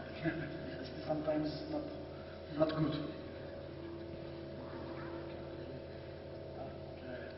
ICT solution. Evet, 18. yüzyılda buharlı makine icat edilmiş. Hani tüfek icat edilmiş, merkep bozulmuş demişlerdi ya. O zamanlar öyleydi. 19. yüzyılda elektrik bulunması dünyada ciddi bir değişim ve bugün bulunduğumuz endüstri aslında elektriğin devreye girmesiyle sağlamış olduk. Ve şöyle bir iddia var tabii. Ben de bu iddiayı destekliyorum ya da katılıyorum. İşime geliyor belki de. Dijital dünya da aslında 21. yüzyılda yeni bir dünyanın kurulması demek bu. Yeni bir dünyanın kurulması birçok açılardan avantajlı. Yani herkes açısından bir başlangıç noktası. Şimdi koşan koştu, geri kalan kaldı ama herkes belli bir noktaya geri bir yerde toplanmış oldu. Bu da 21. yüzyılın başı demektir. 21. yüzyıl Digital Age dediğimiz bu yüzyılda ekonomiyi ve sosyal hayatı bu sefer dijital dünya, bilişim dünyası değiştiriyor. Böylece bundan istifade edebilecekler, bunu kullanacak olanlar yeni dünyada, daha önce işte buharı kullananlar, daha sonra elektriği kullananlar nasıl şey yaptılarsa, öne geçtilerse, şimdi de bilgi teknolojilerini kullananlar, dijital dünyayı kullananlar daha çok öne geçmiş olacaklar. Nasıl bugün santrallerde dijital santraller var değil mi? Analog santral yok artık. Telefon santrallerinde veya mobil telefonlar veya defense endüstrisinde baktığımızda artık insansız hava araçları veya çok farklı alanlarda programlanmış alet edevatlarla savaşmak, hatta kablolar üzerinden savaşmak, siber savaşlar değil mi? Yani çok daha farklı bir şekilde. Şimdi mesela İran'la alakalı İran nükleer tesisleri felç edildi deniyor. Veya Amerikan savunma sistemlerine bilmem nereden girildi deniyor. Haber sistem şeylerine. Pentagon'un sistemlerine karıştırıldı vesaire. Veya bankalar bir şekilde soyuluyor. Bütün bunlar aslında siber teknolojilerle, yeni dijital teknolojilerle yapan şeylerdir bunlar. Yani siz istifade etmeseniz bile sizi birileri rahat bırakmıyor zaten. Yok ben vazgeçtim, ben istemiyorum deme şansınız yok. Birileri istiyor çünkü. Şimdi Dünya Bankası'nın verilerinden de istifade ettiğimizde ICT ile alakalı olarak hızla gelişen bir sektör bu. Ve dünyanın 2003 ve 2008 arasında %5 oranında bir GDP'nin %5'ini artık teşkil etmeye başlamış. Ve dünyadaki bilişim sektörünün büyüklüğü 1,5 trilyon dolara 2009'da ulaşmış. Herhalde bu 2010'da çok daha büyük bir noktaya ulaşacak. Şimdi bir de bunun yani ekonomiye olan katkısını arkadaşlar söylediler. İşte broadband yatırımlarının etkisi. Sadece broadband yatırımıyla Asya'da, Afrika ve Amerika'da yapılacak yatırımların ne kadar büyük bir getiri sağladığını ve kaç milyon insana iş bulabileceğini buralarda gözüküyor. Şimdi yine Intel'deki I took this picture from your presentation. Just copy it, you know. Yes. Gelişmiş ülkeler tabii aynı zamanda yani dijital olarak gelişmiş ülkeler rekabet şansları da daha fazla olduğunu chartta görebiliyorsunuz ama GDP artışlarını ikisi de, yani ICT olan yatırımların ikisi de beraber getirebiliyor. Buralarda şimdi ICT'den çok yararlanmış ülkeler var son 15-20 yıl içerisinde. En önde gelen, tabi bu ICT dediğimizde de farklı şeyler var. Yani bir teknoloji üretimi, teknoloji kullanımı, bunun yazılım, servis, donanım gibi bir sürü şeyler var ama sonuç itibariyle bazı ülkeler bundan çok istifade etmişler. Mesela bunlardan bir tanesi Hindistan. Hindistan normal kendi ekonomisi %7-8 gibi gelişirken ICT konusundaki, IT konusunda, CEC yok herhalde onlarda, %12 civarında gelişmiş ve 71 milyar dolarlık bir büyüklüğe erişmiş. Türkiye'de biliyorsunuz 30 milyar dolar, ICT 30 milyar dolar. Yani onun da çoğunu zaten telekomcular alıyorlar. C kısmı alıyor. IT kısmı maalesef 5-6 milyar dolar civarında. Burada gerçi TÜBİSAD Başkanı beyefendi de varlar. O daha iyi biliyordur mutlaka bu rakamları ama biz yine de haddimiz olmayarak kullanmış olalım. Yani 6-7 milyar dolarlık zannediyorum bir IT şeysi var Türkiye'nin. 27 milyar doları, 20 milyar dolarında C kısmı, Telekom kısmı almış oluyor. Tabii Telekom aynı zamanda diğer şeylerin de gelişmesi, mesela internetin gelişmesi ciddi anlamda, yani bilgisayarın globalleşmesini internet sağladı. Hatta Türkiye'de bilgisayarcıların uzun bir süre ayakta kalmalarını da onların bu internetle alakalı işleri sağlamış oldu. Kendilerine bu noktada teşekkür ediyoruz. Burada gördüğümüz gibi ciddi anlamda GDP'lerinin dünya ortalaması 1.2 gibi bir şey var dünyada. %2-3 civarında şeyin GDP'nin ICT oranı ama Hindistan'da bu oran 5.8'lere doğru gidiyor. Hatta onlara doğru çekmek için uğraşıyorlar. Burada da bu işin aynı zamanda istihdam noktasındaki rakamlar da önemli. Direkt olarak 2.3 milyon ve indirekt olarak toplam 8.2 milyon insanı da istihdam ediyor. Bu İslam ülkeleri açısından önemli. İslam ülkelerinin çok ciddi bir istihdam problemi var. Genç nüfus problemi dolayısıyla ciddi bir istihdam problemi var. Ve Hindistan'da bir başka önemli şey, dağıtılmış bir yapı var. Geri kalmış bölgelerde de IT yatırımları son derece kolay olduğu için oralarda da iş üretme şansı var. Nitekim Turkcell, Türk Telekom çağrı merkezleri vesaire de Diyarbakır, Erzurum gibi yerler yaparak buralarda da istihdama ciddi anlamda katkı sağlamış oluyorlar. O açıdan ICT'nin geri kalmış bölgelerde yatırım yapma şansı dolayısıyla ve yatırım maliyetlerinin düşüklüğü dolayısıyla da önemli bir kalkınma aracı olarak kullanılabilir İslam ülkeleri açısından. Kore'de yine bu anlamda, Kore'de tabii daha çok donanım anlamında, donanımla birleştirilmiş anlamında, silikon anlamında çok büyük bir başarısı var. 1980'de Türkiye ile Kore'nin kişi başı milli gelirleri eşitti. Hatta 1950'lerde ise biz oralara asker gönderecek, oraları savunacak kadar da biraz daha ileriydik. Ama şimdi Kore sadece Samsung'un cirosu bile 200 milyar dolar civarında. Ve 50 bin dolara yakında kişi başı milli gelir var. Türkiye'nin 10 bin dolar. İslam ülkelerinin daha da düşük düzeyde maalesef. Bütün bunlar Zelanda'da bu konuda örnek verilebilir. Bir avuç bir ülke ama bu noktada çok ciddi. Özellikle yazılım noktasında ve simülasyon konularında ileri gitmiş bir ülke burası. Hatta bu meşhur bir takım filmlerle bu ülkelerin yazılımlarıyla yapılmış şeylerdir. Şimdi teknoloji o kadar enteresan ki 21. yüzyılın damgasını vurduğunu burada da görebiliyoruz. Dünyadaki en markalardan, önemli markalar, değerli markaların 10 değerli markanın 6'sı ICT markası. Hatta Nokia'yı saymazsak IT markası.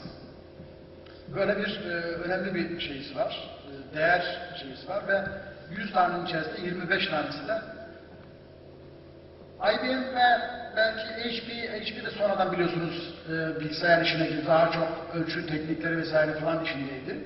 IBM'i saymazsak bu son saydıklarımız diğer 4-5 tanesi kiminin 10 senelik, kimisi 30 senelik mazileri var. Bir General Motor'la karşılaştırıldığında, GE ile karşılaştırıldığında, Ford'la karşılaştırıldığında ömürleri çok küçük olmasına rağmen onlardan çok daha değerli hale gelmişler. Fakat şöyle bir durum var. Şimdi 18. ve 19. yüzyılda işte bir zamanlar İpek Yolu, Hindistan, Çin çok zengindi. Yani dünyanın zenginlik kaynağı Çin ve Hindistan'dı. Medeniyetin kaynağı da birçok buluşun kaynağı da Çinlerdir, kağıttır, öbürüdür vesairedir falan filan. Fakat tabii bu bahsettiğimiz şeyle birlikte, buharlı makinelerle birlikte, gemilerin hızlı hareket etmesi, elektrikli ve diğer şeylerle birlikte İpek Yolu'nu ele geçirip Çin ve Hindistan'daki bütün kıymetli şeyleri ve dünyanın diğer madenlerini hep Avrupa'ya taşıdılar. Ve oralarda endüstriye de çok büyük bir endüstri elde ettiler ve dünyanın önemli bir kısmını maalesef kullanılır hale geldi. Köleleştirdiler. Köle girmek istemiyorum. Büyük bir oralarda doğmuş oldu. Fakat artık doldu. Bir de böyle bir şey var. Çünkü artık baktığınız burada da gördüğünüz dünyadaki yaş ortalaması, Avrupa ortalaması ve gelişmiş ülkelerdeki yaş ortalamasına baktığımızda onlar yani bu bir zamanlar İslam ülkeleri, Osmanlı vesaire falan filan yaşlandı, çürüdü, değer kaybetti. O dönemlerde Avrupa yükseldi. Onlar daha hırslıydı. Onlar doydular. Bu bir sinusoidal dalga gibi gidiyor. Vertical bir şekilde gitmiyor. Sinusoidal dalga gibi gidiyor. Şimdi onların düşüş dönemleri belki de diğer ülkelerinde yükseliş dönemleri olacak. Bu nüfus açısından böyle. Şey açısından da ülkeler daha hızlı kalkınıyorlar. Diyelim ki bir Japonya kaç senedir bir türlü büyüyemiyor değil mi? Ve Avrupa ülkelerinin ortalama büyümesi 1-2 civarında falan. 2-3 civarında. Türkiye 10 civarında büyüyebiliyor.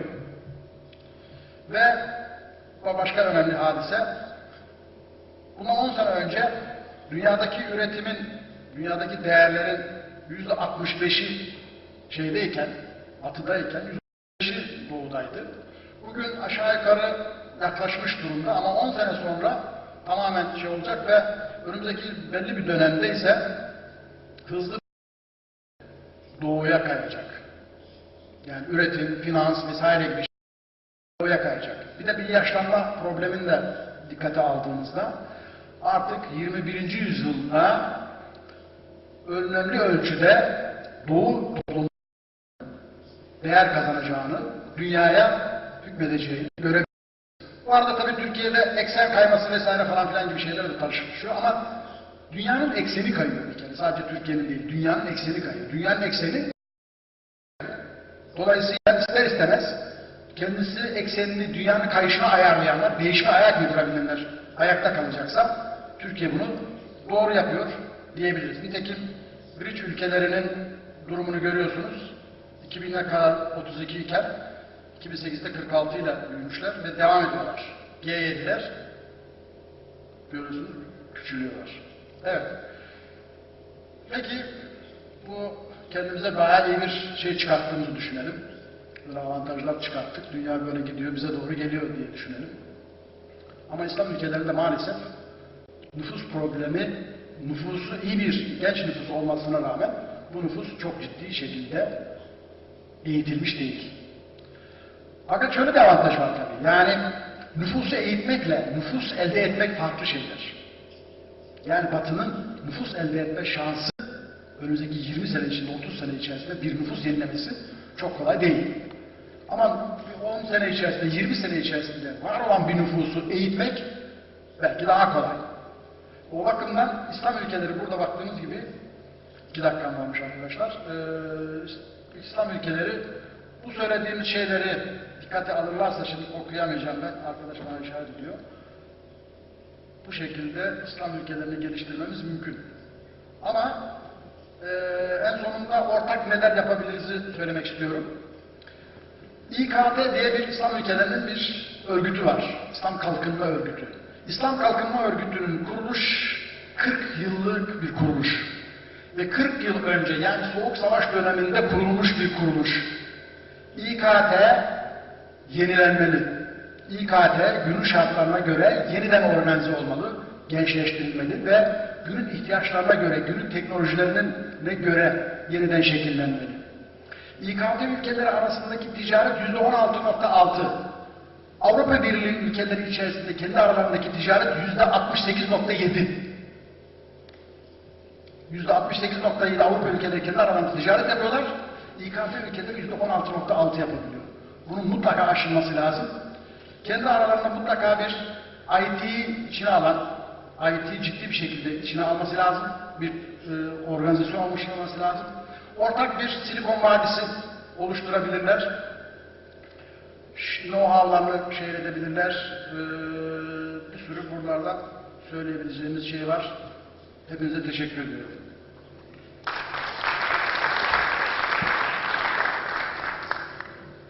Thank you, Mr. Nazım. Actually, I gave you 5 minutes extra as you are the organizer. Yeah.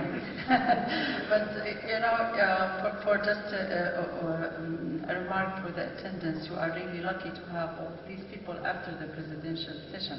Because when I was a young researcher as a speaker, we had just this parallel session, you know, and you spend the first day to pick the program, the second day to find the room, and if you have a third day, you attend something.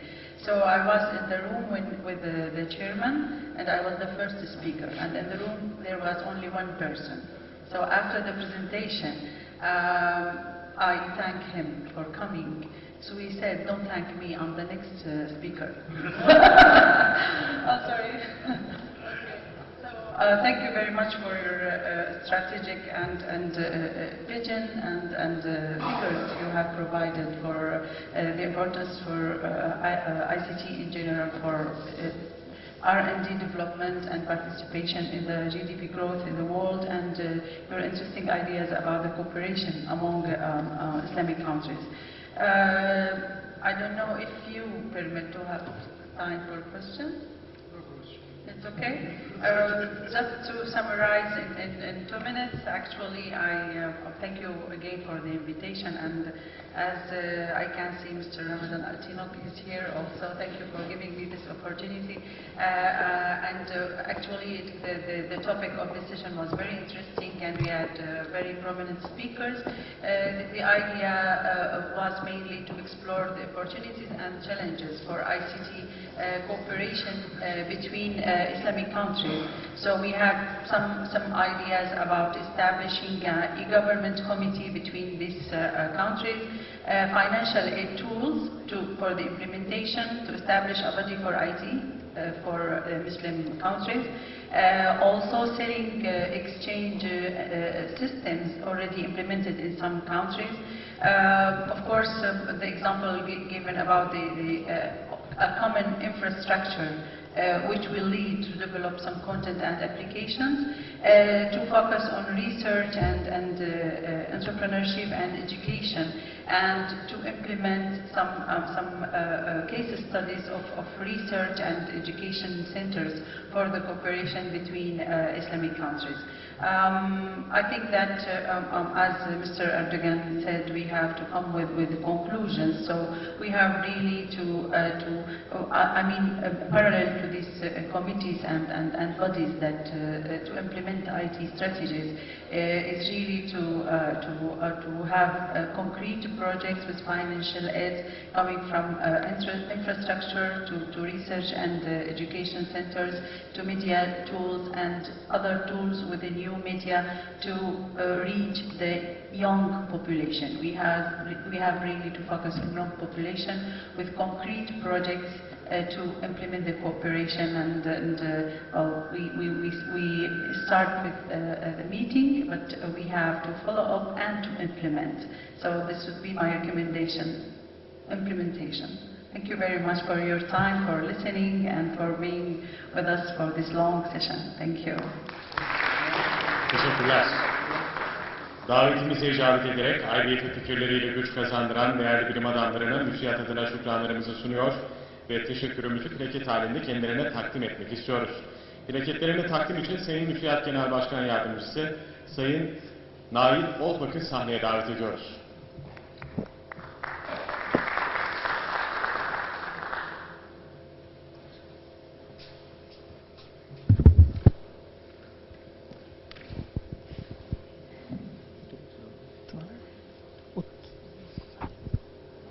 Durumlara ev sahipliği yapan MUSIAD adına hem birikimlerini bizimle paylaşan değerli konuşmacılarımıza hem de geç başlayan oturuma rağmen oturumu zamanında bitirebilmek için bütün nezaketini ve gayretini kullanan oturum başkanımıza ben özellikle teşekkür etmek istiyorum.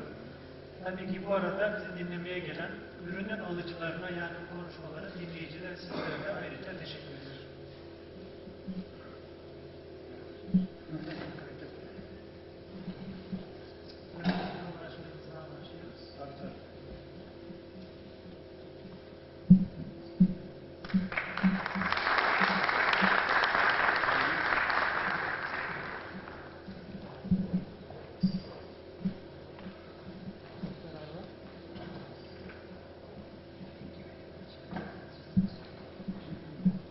Başkanım, oturma sırasına göre mi veriyoruz yoksa isim sırasına göre mi veriyoruz?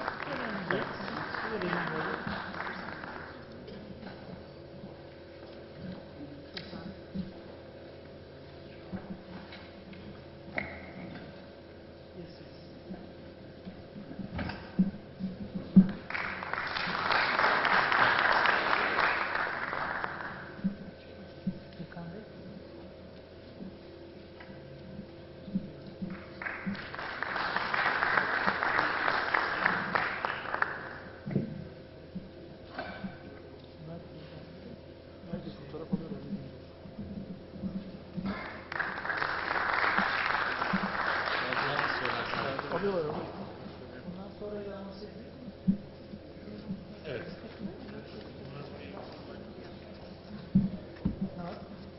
Uluslararası İş Forumu çerçevesinde verimli olduğunu umduğumuz bu panelin sonuna geldik. 15 dakikalık bir kahve molasının ardından saat 16.45'teki misafir bakanların tamamının katılacağı ve İKT ülkelerinin ileri teknoloji üretimi ve işbirliği için yol haritası başlıklı ortak oturum için sizleri Halic salonunda bekliyoruz. Yani sabahki salonda buluşacağız. 15 dakikalık bir kahve molasının ardından.